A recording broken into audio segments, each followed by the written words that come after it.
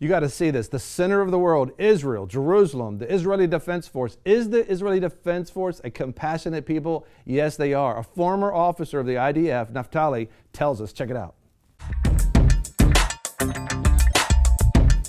We're fixing to hear firsthand what is the true compassionate mindset of the Israeli Defense Force. We hear them portrayed in many different ways around the world, not good from many different media sources, but it's truly a compassionate force, established to be able to defend Israel. But I first want to say, if you have not yet begun to abide with the Lord, think about this, that in John chapter 15, Jesus tells us that we can accomplish nothing unless we abide with him. But if we abide with him and him with us, that we can actually bear much fruit and we can be very productive. But listen to this, he says, then you can ask whatever you wish and it'll be given to you.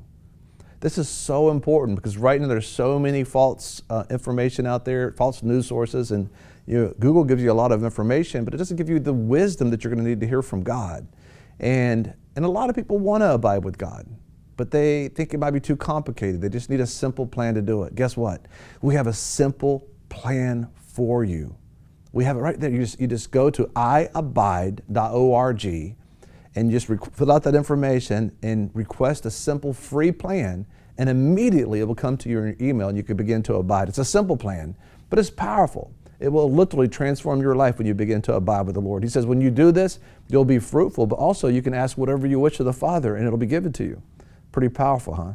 Go to iabide.org.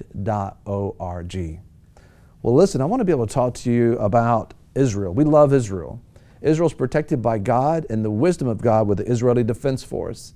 And the Israeli Defense Force, it was at one time, and I believe it still is, that if you are a citizen of Israel, you have to serve two years of duty in the Israeli Defense Force before you begin, once you graduate from high school, you do that. And it's amazing how the country's held together by that kind of concept. Might be a good one for us as well. But they're portrayed as quite often being evil or bad or this type of thing. They're not. They're very compassionate. As a matter of fact, their own operating procedures talk about how they're supposed to be compassionate and offer aid. Well, Naftali, our unofficial reporter in Jerusalem, is going to speak to us and share with us, because he was in the Israeli Defense Force for 2 years as a tank soldier operating a tank, and he was trained up firsthand by the Israeli Defense Force, and he can share firsthand about what takes place. I want you to see the compassion truly behind the Israeli Defense Force. Take a look. Hi there, my name is Hananya. This is a booklet I got when I joined the IDF. All soldiers get it on their first day. This is the IDF Code of Ethics, also known as the Spirit of the IDF. It is the ID of the Israeli army, and all soldiers must act in submission to the codes in it. Now, let's go real quick through some codes in the booklet and see if the IDF is really a terror organization, murderers, or just armed killers. You tell me. Under the section of basic values, there is human dignity. The IDF and its soldiers are obligated to protect human dignity.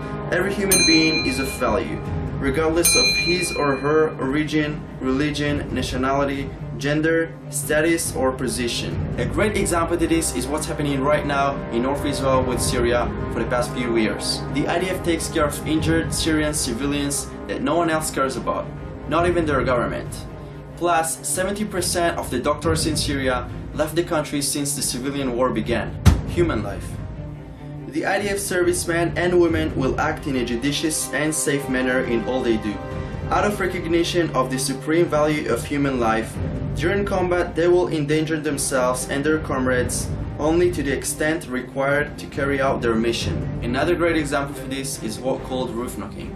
During the Gaza war, the IDF did its best to save innocent lives and hit only dangerous houses Hamas turned into small bases. This is how the Israeli military is warning Palestinians of an impending missile strike in Gaza. A small missile shell is launched on the target, supposedly to give people a chance to evacuate. And then, a minute or more later, the real missiles hit.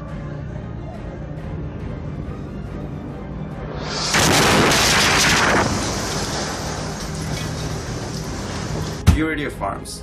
The IDF servicemen and women will use their weapons and force only for the purpose of their mission, only to the necessary extent, and will maintain their humanity even during combat. IDF soldiers will not use their weapons and force to harm human beings who are not combatants or prisoners of war, and will do all in their power to avoid causing harm to their lives, bodies, dignity, and property. IDF soldiers are thinking twice before pulling the trigger. I'm saying this from my own experience. The thing is, Hamas knows IDF code of ethics very well. They know that we're not gonna shoot a civilian. In the next video, you're going to see a Hamas terrorist brutally pulling a kid and uses him as human shield against the Israeli snipers.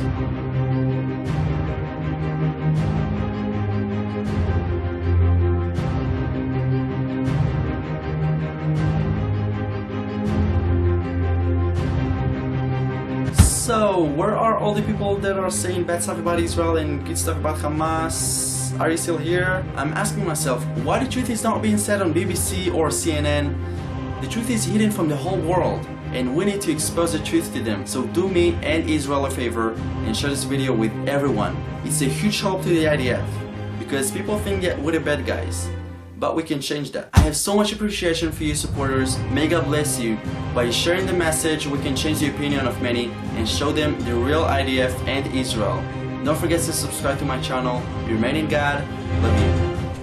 That's so powerful. Listen, I want to encourage you, if you haven't gone to social media or YouTube and found Naftali's channel, we need somebody that's right there in Jerusalem that's giving us fresh reports about what's going on. And of course, we have him as an unofficial reporter on VFN TV, but I want to encourage you to subscribe to his channel. Stay up to date for what's going on.